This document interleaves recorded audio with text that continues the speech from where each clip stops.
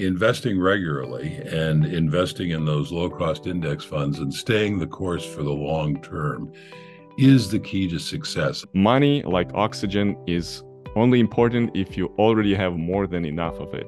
You can put your arm on that table and sweep all that exotic stuff onto the floor. The good news is you don't need any of that complex stuff. What you need is fundamentally simple. What's your professional interest? What are your hobbies? This gives you, some additional joy to life. It shouldn't be just numbers and spreadsheets. I don't expect my money to entertain me. I just expect my money to make money for me. Does your wife share your values? And was she always on board with the financial independence?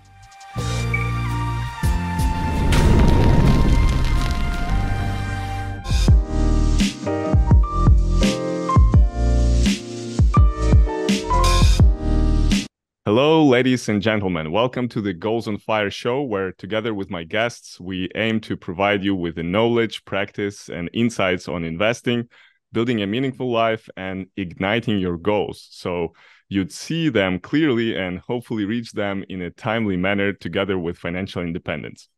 And today, I'm honored to welcome our special guest, JL Collins.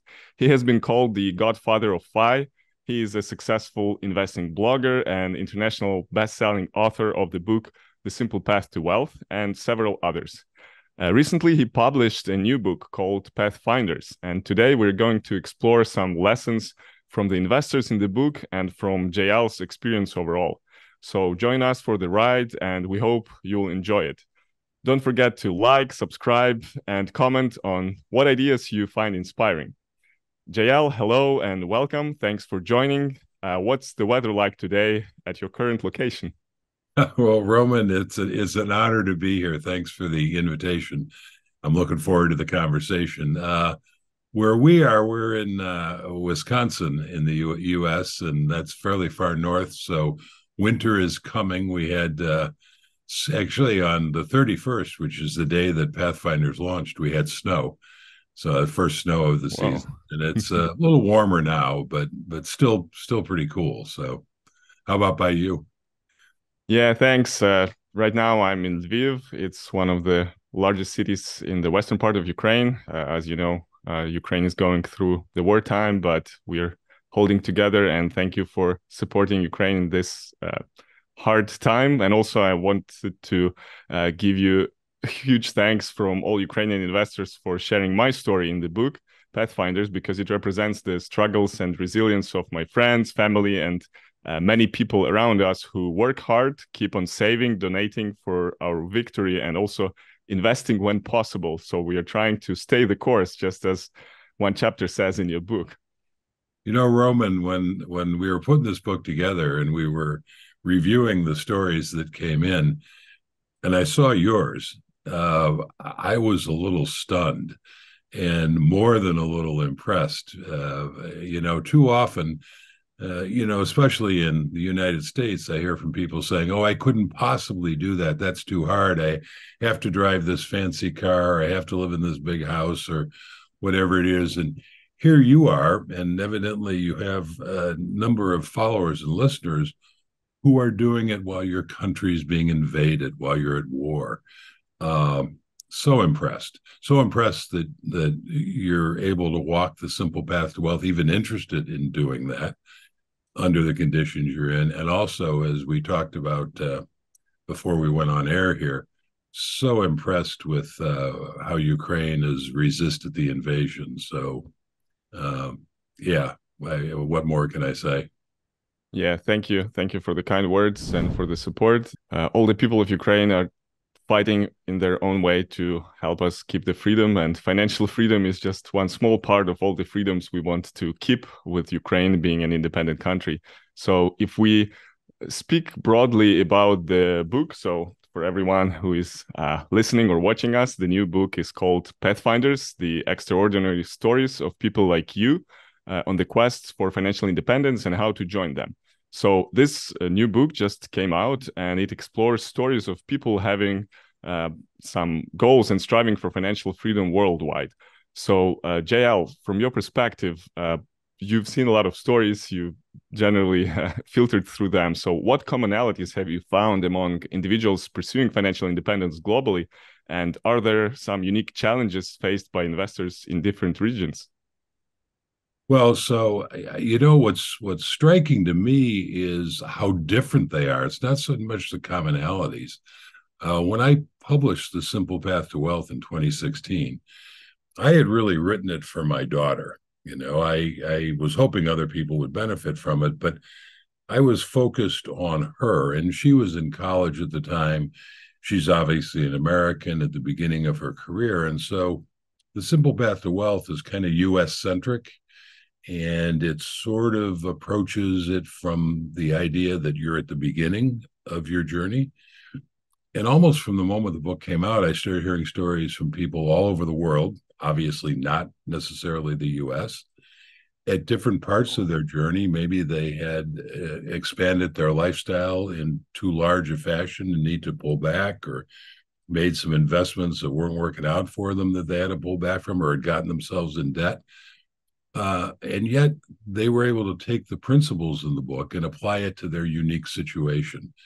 And so when we're pulling Pathfinders together and going through all the stories that people were kind enough to submit, it was just amazing the range of contributions and challenges that people faced. I mean, I mentioned yours. I never would have expected to get a story from a guy whose country is being invaded who is doing this. And then we have stories from a guy who was a migrant worker in the U.S., which is, very low paid job. And that's what his parents did. He was a child laborer.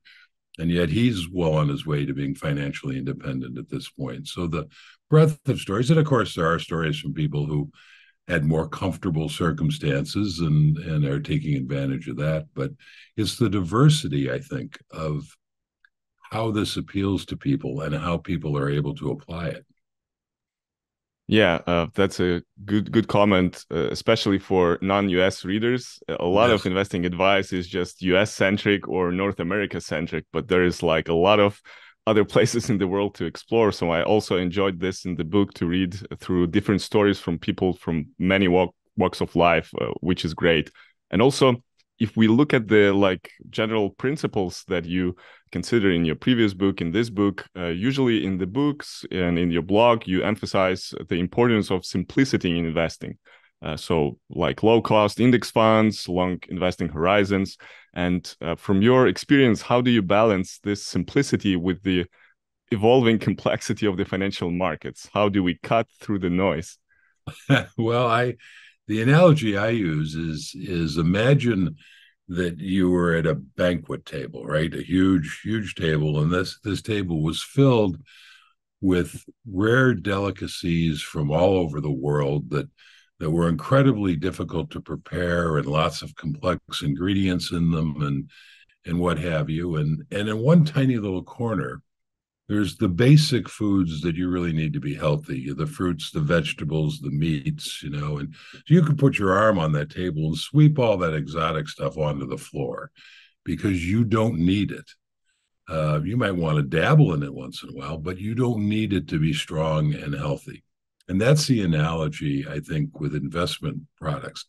You're right. I mean, Wall Street, the investment community is always creating new and incredibly complex, insanely complex products. The reason they do that is not to make their customers wealthy, but the more complex they can make it, the more uncertain they can make people feel about their ability to handle it on their own, the more fees and commissions they can charge, and the wealthier they can get.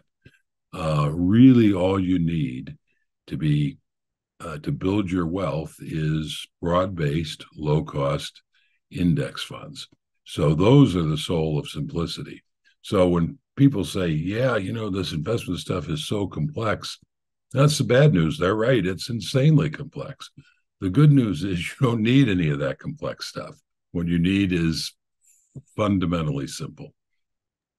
Yeah. And also, like, in addition to that, I noticed that this time in the book, people share more diverse portfolios, like adding bonds or real estate or other international funds into their investments. So not just VTSAX.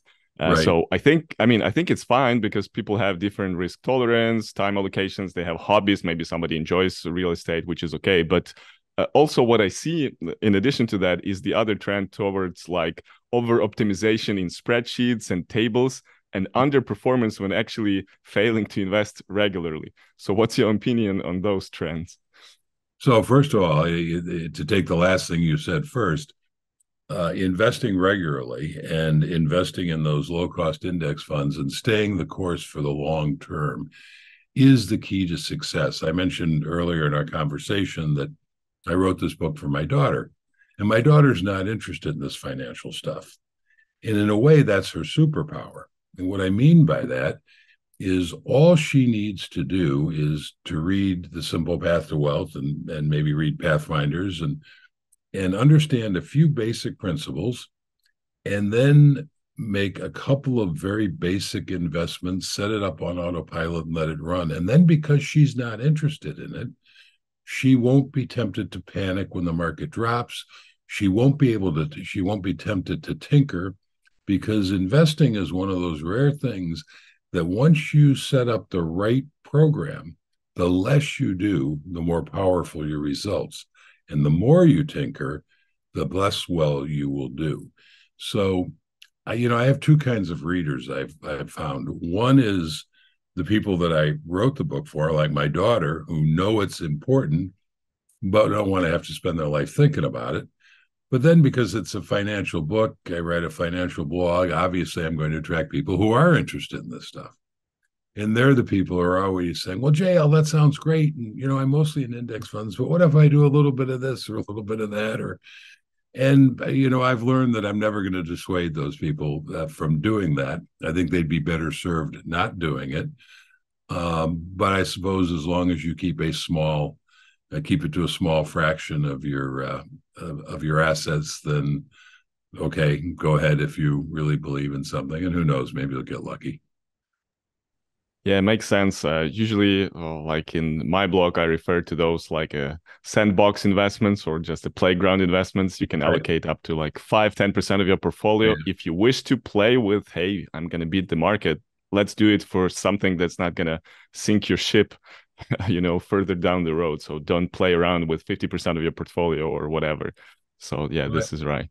And of course, in my view, I don't think you should play with it at all. I don't expect my money to entertain me.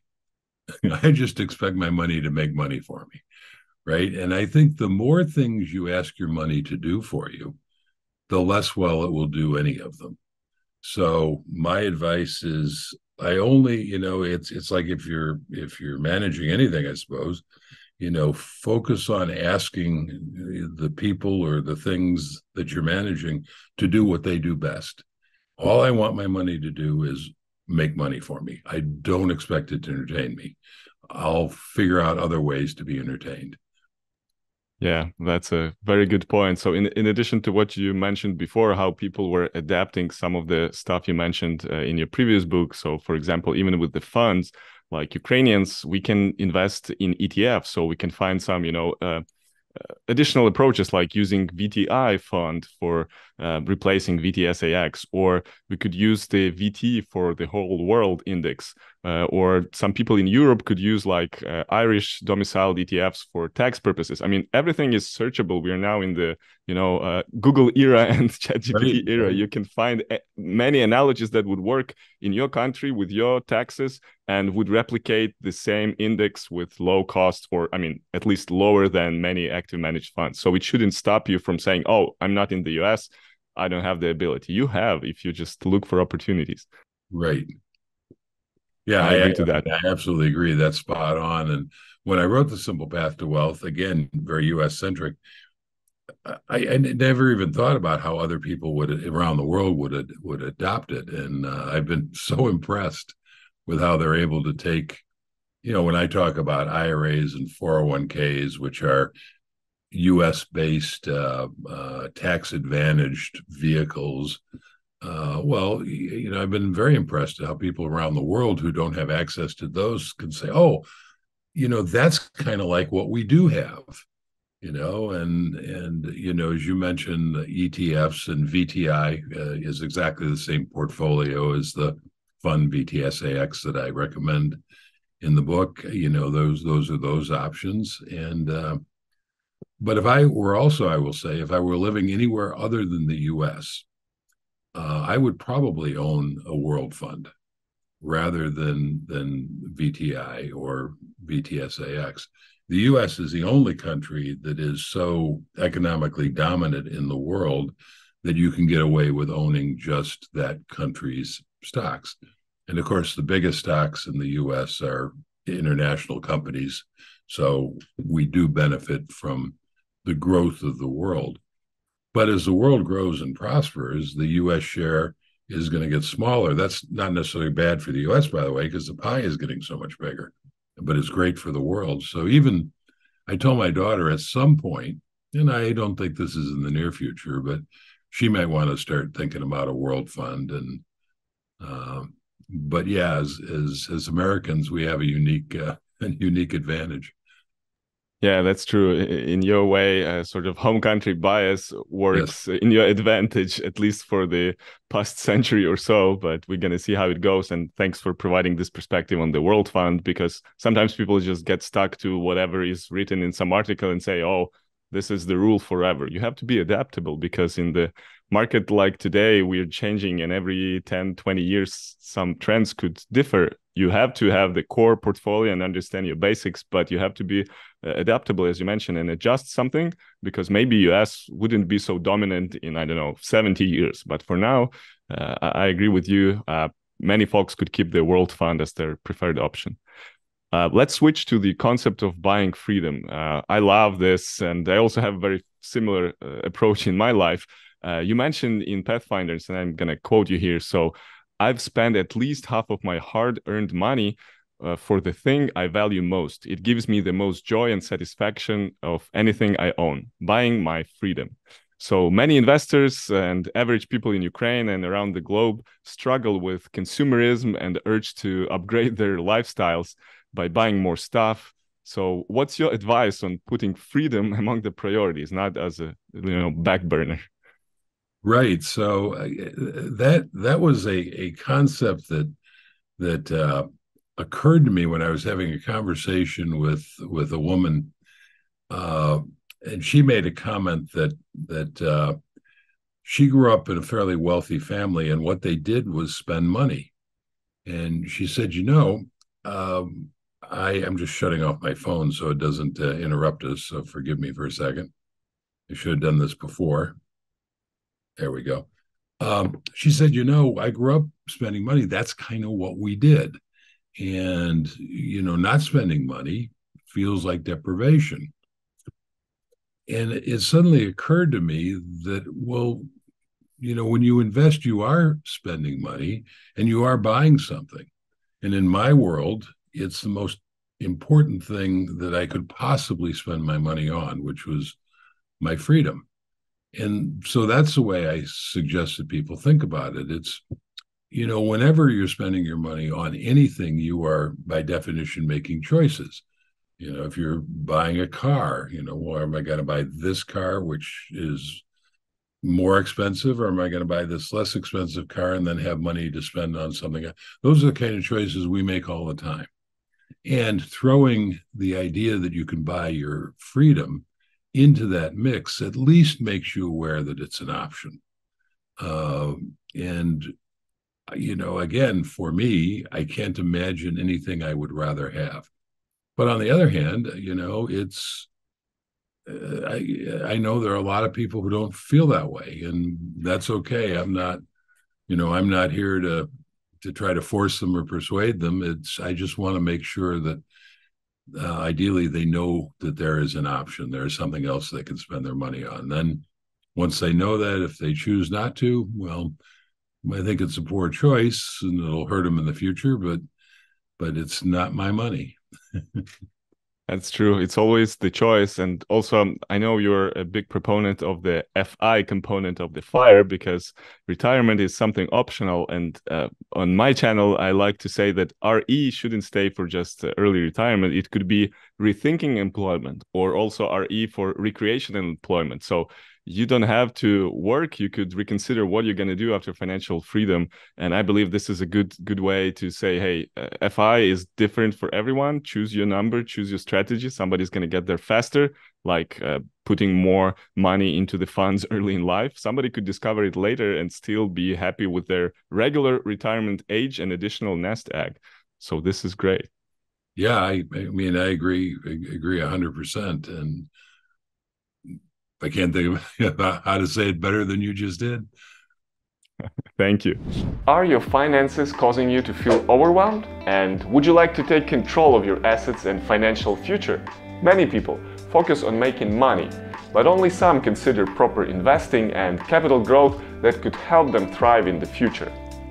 If you're like most people, you probably have a few bank accounts, some cash, and maybe some investments in stocks, real estate, or other assets. And if you're anything like me, it can be hard to keep track of it all. The goal of FIREkit is to make this easier for you. FIREkit is a platform that helps investors to keep all their assets in one place, analyze portfolio parameters, and make data-informed decisions. On the Assets page, you can add, manage, and view details of all of your holdings, assess the key profitability indicators, and much more. Useful portfolio-level metrics are present to help you understand how your net worth changes. You can record transactions and track your stocks and ETFs with ease. Analytics View provides informative reports and charts based on your behavior and investment style. Get the real-time insights into your investments and make more thoughtful decisions. Next goes forecasting. We help you estimate capital growth and possible early retirement date based on current and projected performance, savings, spending, inflation, and other data points. If the idea of reaching financial independence is appealing to you, then FIREkit is the right tool to assist you in that journey. As Wolfgang von Goethe stated, what we do not understand, we do not possess. With FIREkit, you'll finally have a clear picture of your wealth across different assets, understand your holdings from multiple angles, and make smarter decisions based on data instead of a guesswork. Sign up for FIREkit today and start managing your wealth with ease. Join the community of like-minded investors to ride your waves toward financial freedom together with FIREkit. So let's switch to your career and your degrees and learning, because in this podcast, I also teach folks like how to present yourself better, how to be a better speaker, and also like what can we do to help our profession improve our earnings or explore, expand our worldview, whatever. So looking at your experience, let's talk about the power of storytelling and seeing the world through your own eyes. So you hold a degree in English literature, and I believe you have had firsthand life and work experiences in many countries across the globe, as well as you traveled and continue to travel extensively. So do you think this combo of explorations help you to craft better stories and be a better writer? Well, it's interesting because the nicest compliment that I get on my books is when somebody says, because remember, I'm writing for people by and large who are not inherently interested in financial stuff. So when I hear people say, I read The Simple Path to Wealth and now I finally get it. I have tried to read so many other books on this subject, and I just, I wind up falling asleep and never finishing them and what have you. That's huge praise for me, because that's the kind of people that I set out to reach with my writing. And I think the fact that I have that background in English literature probably is one of the things that bleeds through my book. And then through my business career, I did a lot of writing of proposals and, business letters and what have you. And I suppose in that fashion, I kind of honed the craft. And I've always been a fan of stories. I'm an avid reader. I love books. I love reading. And I fascinated not only with the stories in the books that I read, but as a writer, how that person crafted their story and how they pulled it together. So yeah, I'm a big believer in storytelling. You know, human beings have entertained and educated each other, you know, since the beginning around campfires with storytelling. That's true. And yeah, I believe your explanatory style and this way you write is very simple in terms of it's not like super simplistic, but it helps different people from different experiences to understand, as you mentioned, the core concepts and apply what's feasible for them in their life. Maybe they're still at the, debt reduction stage, or just like working for the first nest egg. They cannot invest anything yet, but it's still, like instilling the concepts, and then when they are ready, they can go back, read a couple of chapters, and just implement this stuff. So this is good for sure. Well, you know, the other thing is Yeah, those people who are getting out of debt, and of course, before you can begin building your wealth, you have to erase your debt. You have to get out of debt, and that's a challenging thing to do.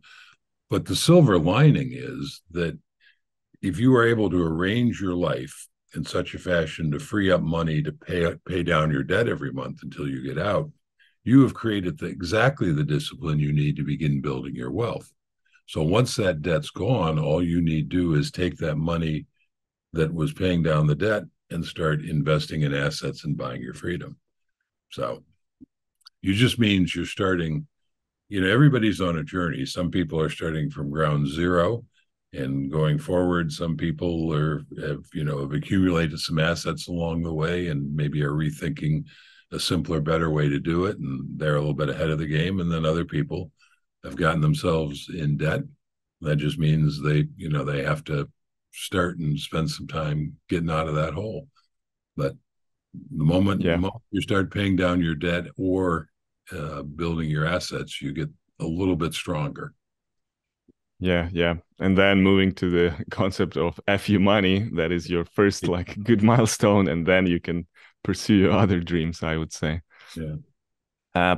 Switching to staying the course, one of the cool principles in the book and in your writing before that. So when you speak about the importance of resilience in investing, as we mentioned before, this hurts especially for Ukrainians at war today and some other regions in the world that are now going through dire circumstances like this. But it's also like applicable to many places around the globe that are not first world countries. They have other troubles sometimes. So markets are also shaky these days, and many investors are distracted. So how can investors stay focused on their long-term goals during times of economic uncertainty and geopolitical instability? So what's been your experience with many ups and downs through the years? So that's a tough question for me to answer because the world is such a diverse place. And there are probably places in the world where you are not well served by investing there.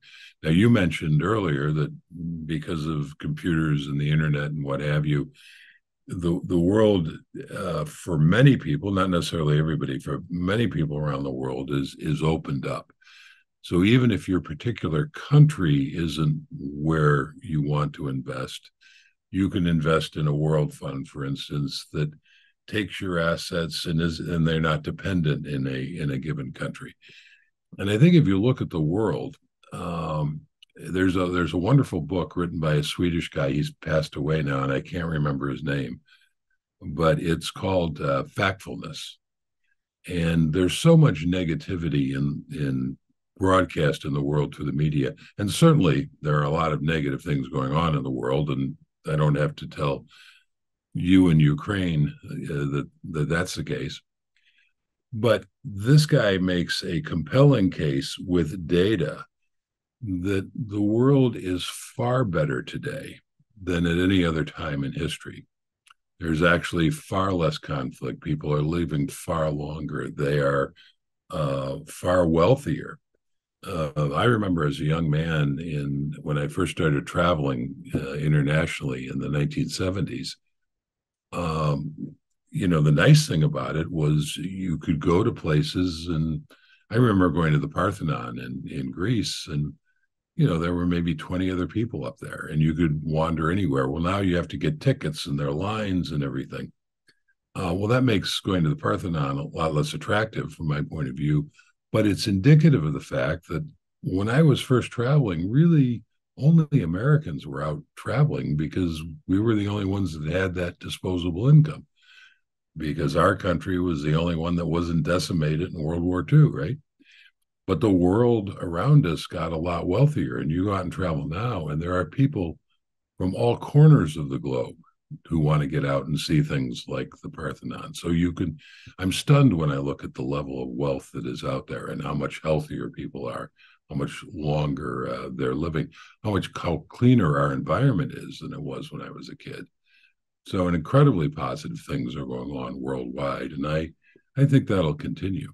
And I think, the internet, the interconnectedness that allows people to share ideas that make things better is a big part of that. And that's not going away anytime soon, even though there will always, unfortunately, be pockets that in places that are going through horrific times.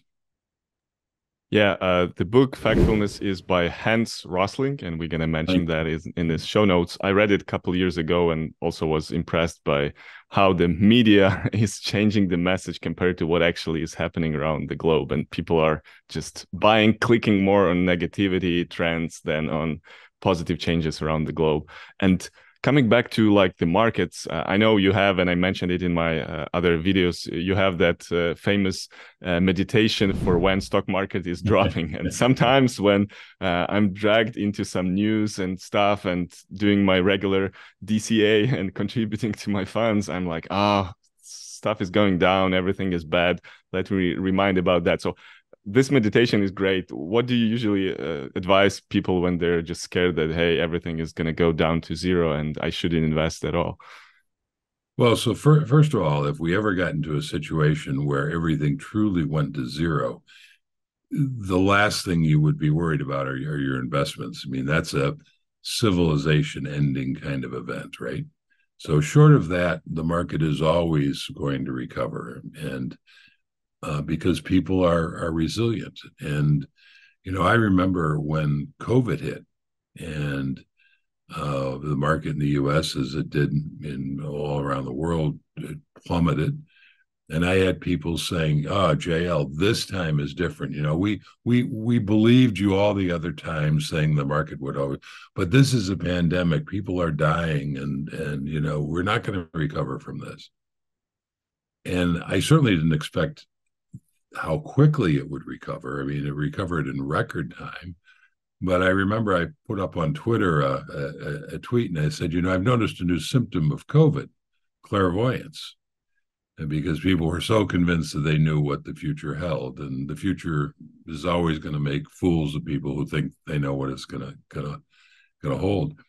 COVID, as tragic as it was with people dying, was just another in a long stream of things that triggers a stock market decline. Those triggers are always going to be different. It's always going to be something, and it's not going to last. I say it's like hurricanes in Florida or blizzards in New England. They're dangerous, they're scary, but they never last. And as long as you don't do something silly like panic and run out in the middle of them, you're probably going to be okay. And it's the same thing with stock market crashes. And in fact, I'll go one step further and say for anybody who is accumulating wealth, a stock market decline, a stock market crash is a gift. And I say that because it allows you to buy shares on sale. So the best thing that could happen for anybody, particularly beginning their journey, is for a major stock market crash, because now when they're putting in their money, they're getting more and more shares on sale. So crashes are a perfectly normal part of the process. They never last forever. And the proper way to think of them is as an opportunity, because that's what they are.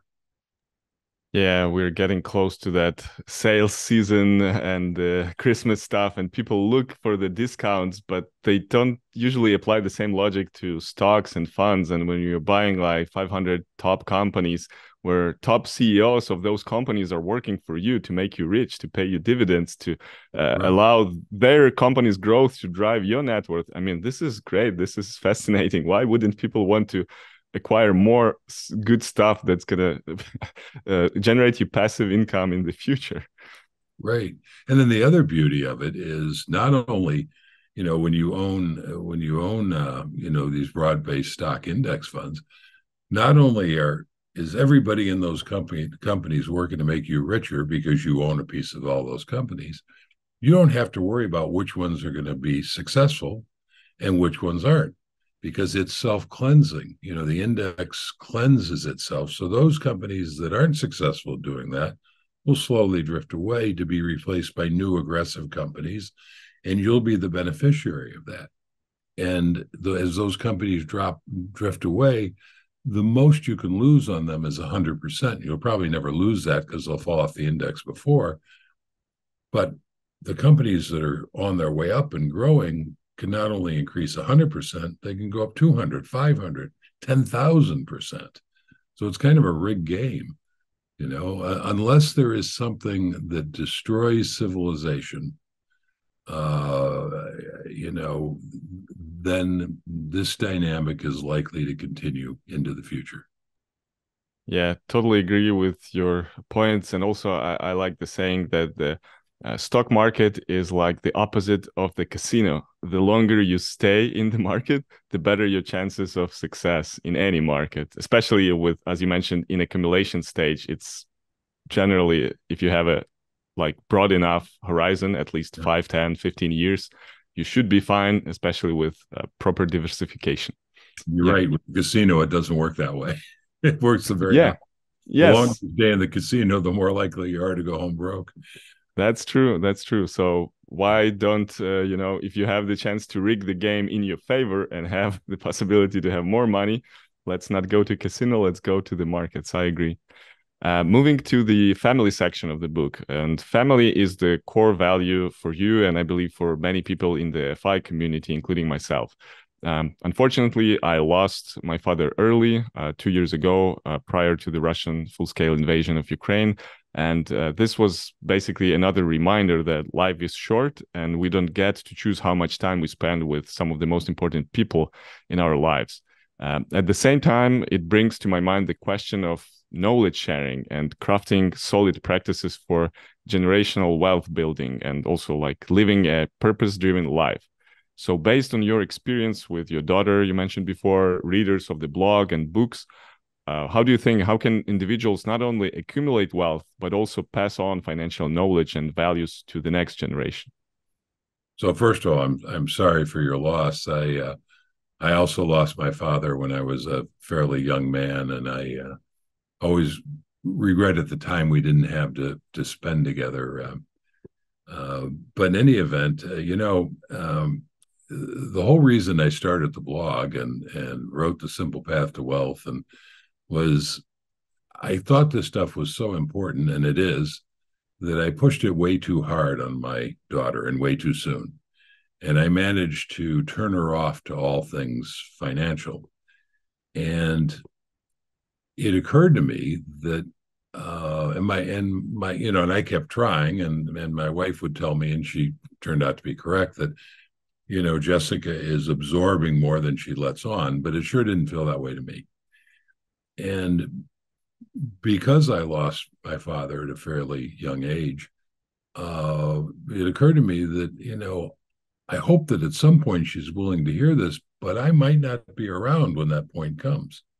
So I started writing these letters to her so the information would be there. And the letters evolved into the blog, and then the blog evolved in the Simple Path to Wealth, which evolved into the Chautauquas and now Pathfinders. And my daughter likes to tease me. And by the way, my daughter she's a young adult. She's 31. She's firmly on the path. So she has absorbed the information. But she likes to tease me now. And she says, Dad, if I'd listened when I was young, there'd be no blog. There'd be no books. There'd be no Chautauqua events, and Roman wouldn't want to interview you. So I think, the best we can do in terms of educating the next generation is probably not push it as hard as I did, but certainly talk about it, model the kind of behavior that you want your children to show. So don't spend everything that you make on trinkets and trash. Spend some of it on buying assets that will make money for you. And they will pick up on that. And then if you intend to pass wealth down through the generations, there is a Native American concept of the indigenous people from North America of thinking about things out 7 generations. So making decisions based on how it will affect people out 7 generations. And I've always kind of liked that. And it applies not just to money, but how we treat the environment and the people around us and all that. And so I've said to my daughter, to the extent that you inherit money from me, it's not your money. You can benefit from it. You can certainly withdraw, 4% with a 4% rule, and I would hope you would do that. But you're the custodian of that money. And your job is to, if and when you have children, to educate them on how to handle it, and that they are the custodian for it, and it's not their money, right? So that's kind of how I think about it. I hope that's useful. Yeah, a very, very useful perspective. And also I like the approach with modeling the behavior. Don't just talk, don't just point to some YouTube videos or articles, but do it yourself, and the kids would learn, or at least know how to behave better. They will make their own mistakes. We all are not like angels, and we are doing a lot of not great stuff, but still modeling behavior, speaking about money in your family, at least having some conversations at appropriate ages, and helping the kids to understand the value of money, of compounding. All of that will serve them in the future. And I like your approach with like being a custodian of your family net worth and trying to pass it down to generations. So when we come back to the FIRE movement, it's definitely gained the popularity in recent decades, and with people aiming to achieve financial independence and optionally, as we mentioned before, retire early. So how do you see the future of FIRE movement evolving, and are there any cautionary considerations for those pursuing financial freedom in today's world? One of the questions that I get, or one of the things that I hear frequently is, especially in the FIRE community, because people who come to this and for whom it resonates, it creates tremendous excitement, right? Because it's a wonderful thing to think that you can follow a fairly simple path with a little bit of discipline and wind up wealthy, and making work optional. In fact, expanding the range of options that are in your life. You alluded to this earlier, but I've had people who I've talked to who said, I'm financially independent, but I like my job. I don't want to have to quit. Well, you don't have to quit. There's no requirement that you quit. It's that now you have the option to quit. But I don't think, and so some people think because it's such a powerful and positive thing, that it's just going to sweep across the world and everybody's going to do it. And I don't think that's the case. I think we're always going to be unicorns, those of us who are walking this path.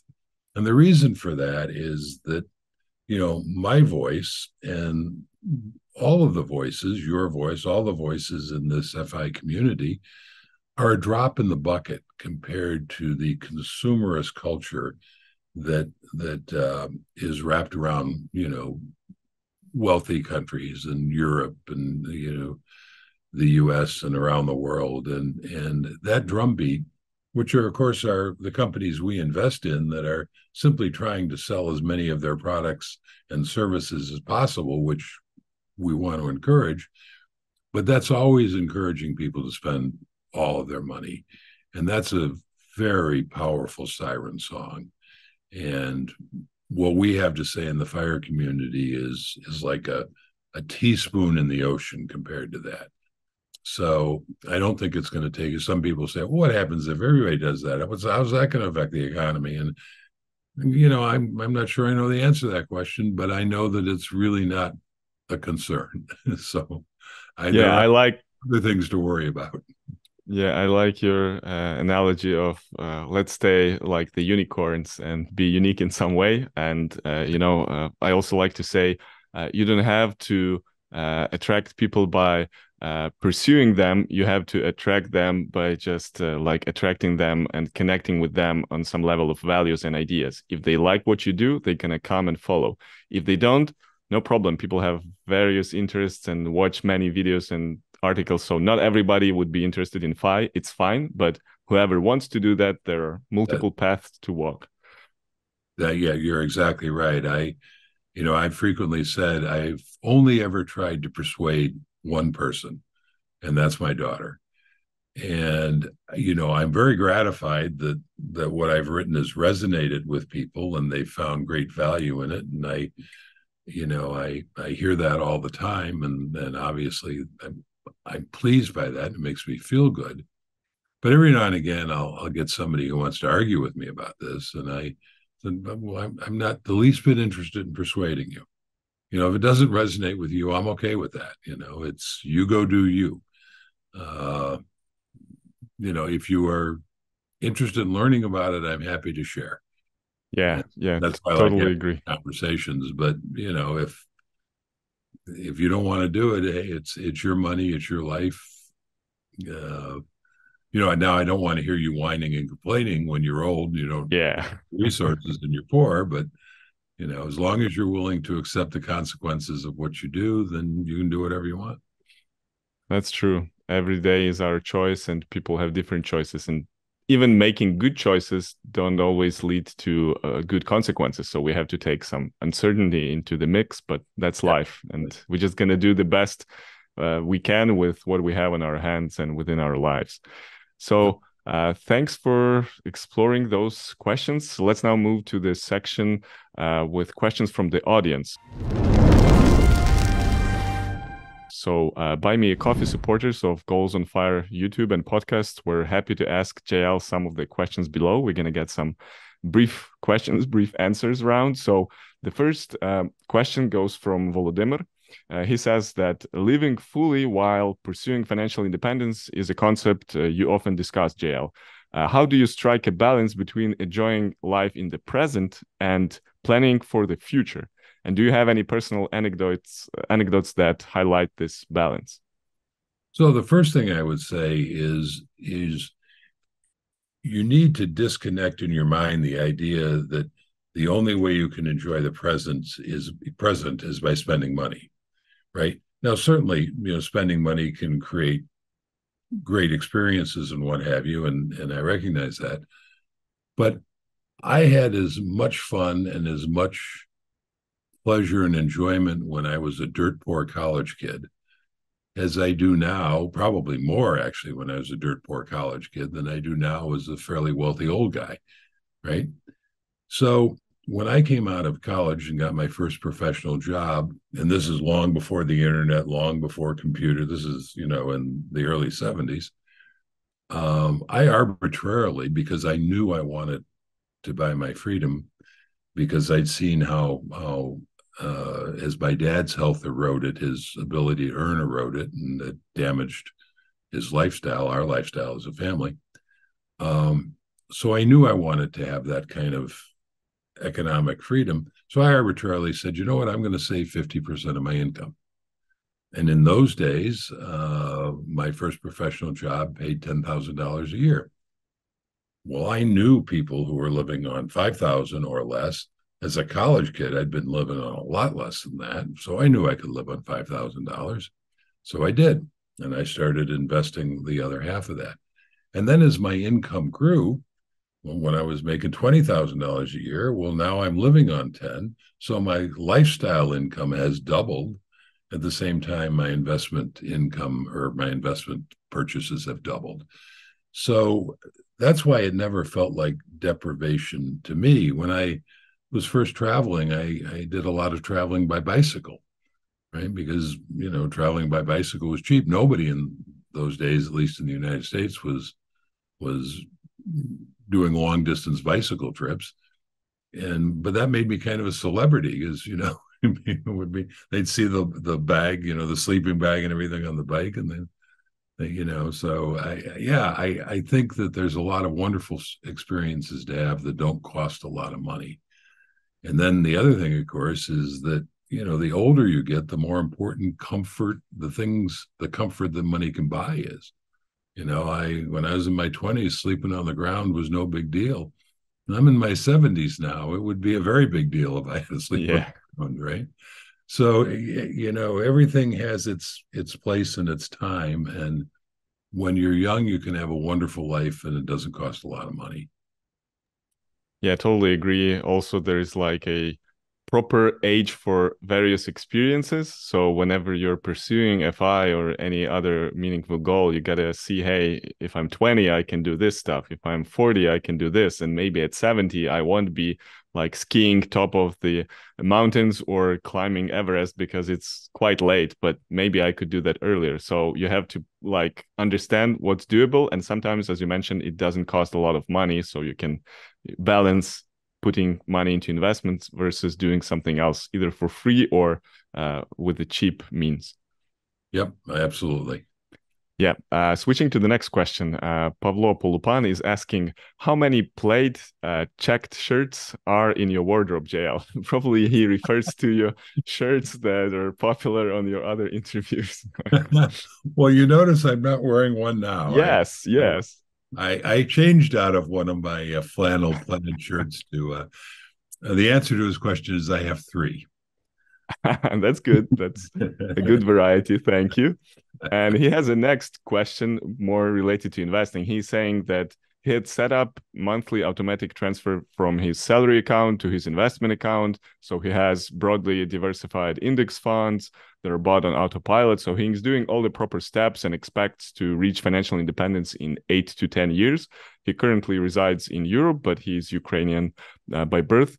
So he's saying that everything seems fine. My capital is growing and I'm doing everything correctly. But my hand, he says, is constantly reaching out to check the accounts, estimate the capital, update the amounts in my spreadsheets. And at the same time, he's not doing like anything. He's not changing his plan, but he's like worried and always checking the numbers. So he's asking, JL, have you faced a similar impatience and how would you recommend to deal with it? Well, so first of all, I always check the numbers too, but it's kind of my business, right? So I write about this stuff and it doesn't worry me. And my attitude is if I see the market going down, instead of getting nervous and panicking, I start to get greedy. I start to think, wow, how can I take advantage of this buying opportunity that's coming my way? For instance, the COVID thing that I mentioned, at least in the U.S., the market dropped like 33% very, very quickly. And I'm sitting there looking at that saying, wow, this is a great opportunity. And but I got a little too greedy because I waited too long, and then it turned around and immediately recovered before I could grab that opportunity. So I would say there's nothing inherently wrong with checking your investments, but unless it makes you nervous. And if it makes you nervous when things are going down, when you're checking your investment, and makes you more inclined to panic, that's when you have to be careful. And I say that my daughter has a superpower because she's not interested in this stuff. So she's probably never going to even notice when the market goes down. She's just going to keep putting in her monthly investment, and she'll take advantage of those drops, and she's not going to be tempted. The people I worry about are the people like the fellow with this question who are very engaged with this and they're paying attention. And that means that if the market drops, they're going to be hearing all the panic around them, and it's hard not to be influenced by that. The last thing I'll say is the way you deal with that, if you feel that you're prone to panic, is when the waters are calm, decide now what you're going to do when the storm comes. Don't try to figure it out in the middle of the storm, right? So before the hurricane arrives, figure out how you're going to hunker down for that hurricane.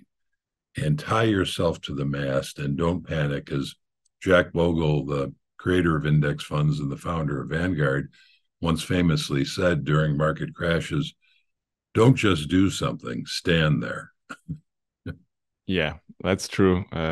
Very good answer. And I believe Pavlo will incorporate it into his strategy. And as he mentioned, he's not like tinkering with money, he's just checking it out. And it's not a problem to check your money. Of course, Right. we like, as long as like when portfolio grows and sometimes like one day move becomes larger than whatever first your monthly salary, then maybe even whatever many people earn in a year, it could be tempting to say, whoa, that's big. So it's okay. You're going to learn it through step-by-step process, building your portfolio. But as JL mentioned, control your emotions and don't, distract yourself from the main path.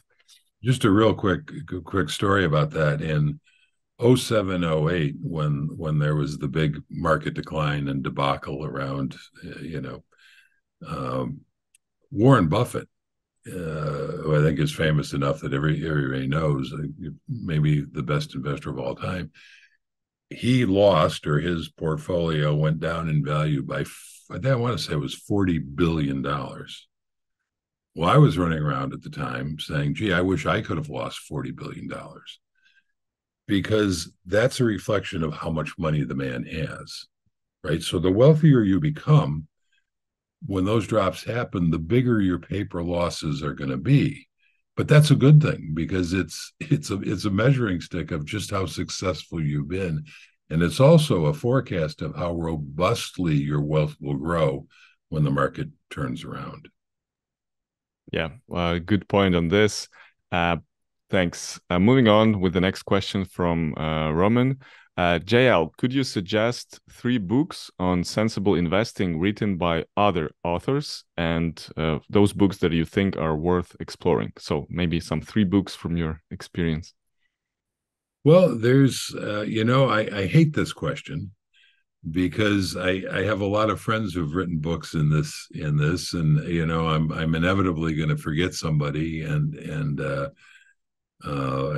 they're going to be mad at me. But so there's a lot of great stuff out there. Christy Shen, who writes Millennial Revolution, has a wonderful book out called Quit Like a Millionaire.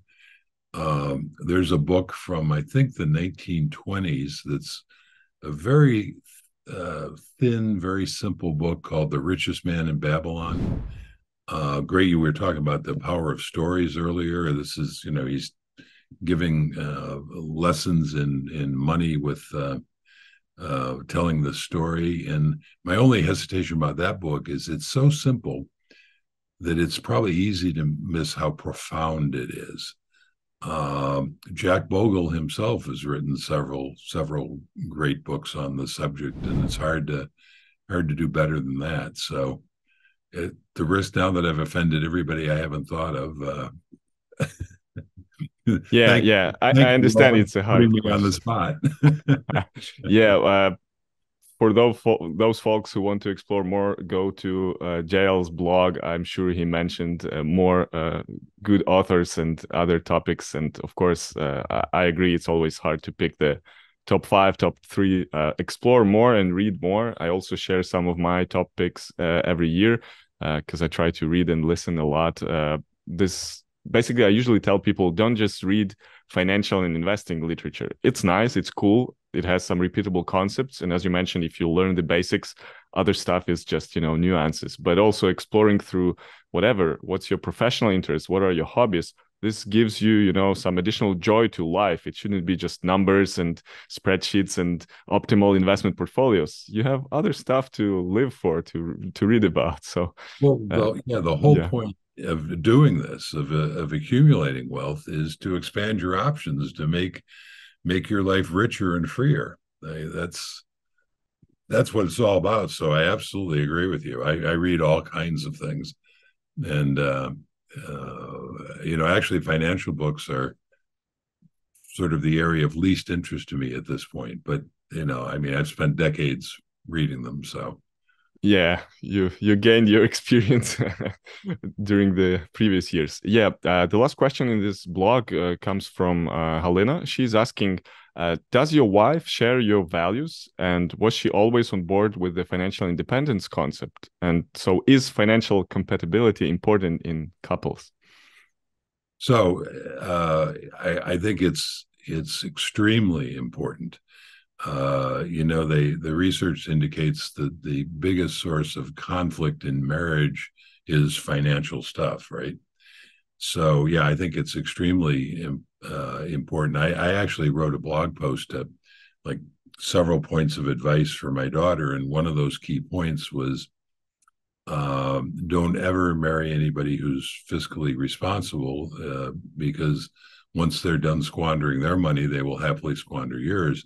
And I got some pushback from that from some people who said, well, that's it's about love. It's not about money. And that's just impossibly naive from my point of view. Now, to answer the question about my wife and myself, we are absolutely compatible on this subject.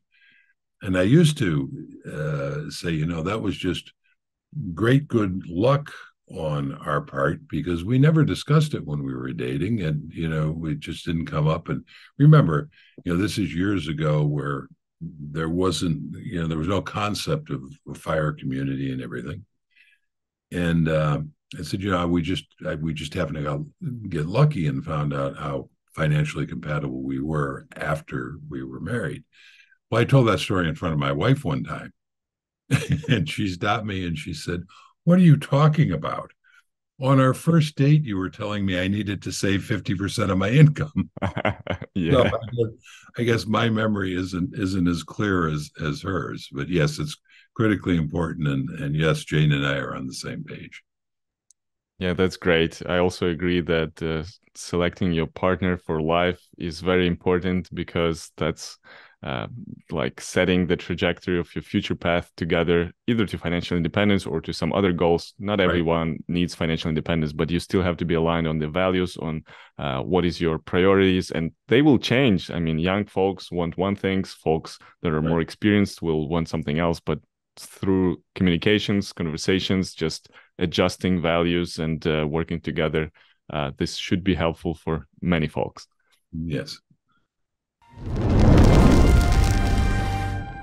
All right, we're getting to our rapid fire round. So this is quick questions, quick answers. It's going to be our closing session. So first question here, what does enough mean for you, and how can others find their own sense of it? Well, so the formula for being financially independent, comes out of the Trinity study and what's come to be known as the 4% rule. I don't like the term rule, but nice guideline. And that formula is very simple. If you have a certain amount of money, let's say you have $1 million, well, you can spend 4% of that a year, adjust for inflation, and expect your money to have a 96% chance of lasting the long term.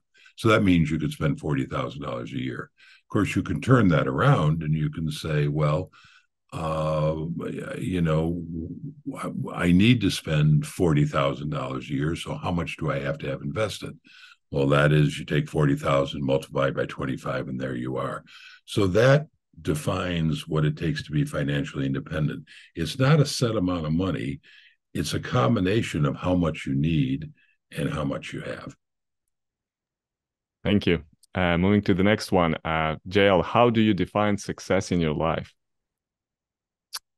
Wow, that's kind of tough, and I don't really think of that in those terms. I sort of have always put one foot in front of the other. In my business career, I wanted to see how far I could go, in the corporate hierarchy, and I did okay. Didn't set the world on fire. When I started writing the blog, I had no concept of where it was going to go.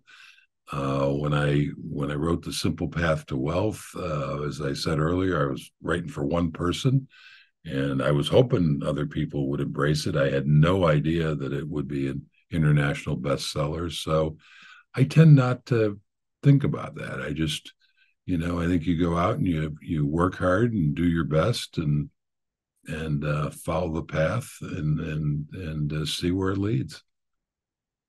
Yeah, sometimes they said that the goal of the game is not winning. It's the goal is to play the game well. So we have to define our games and play them well, not taking the score or just looking for who's going to be the winner. This is the same with life. Sometimes it's not only about accomplishment, but also, are you enjoying the path along the way? Yeah, and I I can agree to that. look back in my elder years now and say, it's been a good run. I mean, there's things that could have been better, but there are a lot of things that could have been considerably worse. And overall, I'm pretty happy with what I've done. And Yeah. it's been a good life. And then you also have to be careful because sometimes you look back and say, "Wow, I wish I'd taken that left-hand path rather than the right-hand path I took." But you're making an assumption that the left-hand path would have been better. And of course, we don't know that. It could have been that the path that looking back seems like it might have been better, might have been a disaster. So, Yeah, I agree. It all depends. So the third question of this round is, if you could have a chat about wise investing and life in general with four people from any age, generation, or country, who would they be? wow. Well, I think this is going to be very US centric because, I'm an American, but Benjamin Franklin, who was, one of the founding fathers of the United States and was famous for being an inventor, but also famous for being a very astute money manager. He's the guy who said a penny saved is a penny earned. I think I would certainly want to chat with him. Jack Bogle, who founded Vanguard and created index funds. I actually had a little communication with Mr. Bogle before he died. He sent me a wonderful email praising the simple path to the simple path to wealth. So we exchanged a couple of emails, but I would have loved to have sat down with him. I think Warren Buffett and Charlie Munger, obviously titans, and who have done it through active management, even though they now recommend index investing. So I think those are probably the four that I'd gather together. Great, Yeah. great combination. Yeah, thanks for sharing. And the fourth question is regarding time travel. We have listeners from many generations. So let's say if you could share a brief advice with your 25-year-old self about investing in life, what would that be? Well, I think about investing because, I started investing when I was 25, actually. That's when I bought my first stock. That also happens to be the year that Jack Bogle created the first index fund. Now, I didn't know that had happened, but yeah, I mean, if I had known about index funds in 1975, and if I'd been wise enough to invest in them then, my path would have been so much easier. And, my results would have, although my results have been pretty good, they would have been so much better. I would have achieved financial independence much sooner. So that's the financial part of it. I think the second part of it is also kind of financial because I would have liked to have appreciated the power of compounding. I understood the concept of compounding, but it's one thing to understand the concept, but it's another thing to really appreciate how powerfully it works.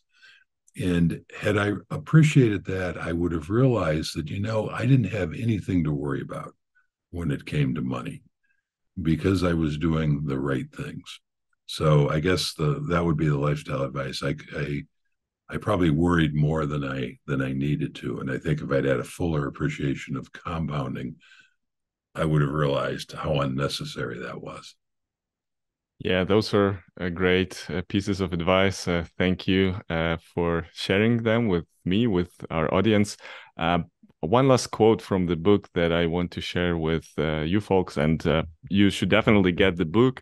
We're going to leave the link in the show notes, so you're going to learn about 100 plus investors around the globe and also JL's findings, because every chapter starts with a summary from JL and some general recommendations on every step of your path. And then we proceed with the stories. So one more quote that resonated a lot with me: money, like oxygen, is only important if you already have more than enough of it. That's just brilliant. Yeah, that actually comes from a guy named Jim Dahl, who has a blog called The White Coat Investor. So I wish I could claim that quote as my own, but I can't. But I agree with you. When I first heard that, I thought that's absolutely brilliant. And one of my pet peeves is there are people, who say money's not important. It's other things in life are much more important than money, and that always strikes me as kind of what you must have a fairly privileged life to say that, because the only people who say that are people who have plenty of money. If you don't have enough money, there it preys on your mind. If you have to worry about how you're going to pay the rent, how you're going to feed your family, I can't imagine anything worse. And it's, as long as you have enough oxygen, we never think about air, and that's a good thing. It's a good thing that we don't have to think about air, but that doesn't mean that oxygen isn't critically important. And if you are privileged enough that you are able to say, oh, there are things that are much more important than money, take a step back and realize that it's money that allows you to say that. Yeah. Thank you for this perspective and for sharing all the good wisdom on today's episode of Goals on Fire. Thanks again for joining us. I enjoyed the book, and I believe a lot of people around the world would enjoy it as well.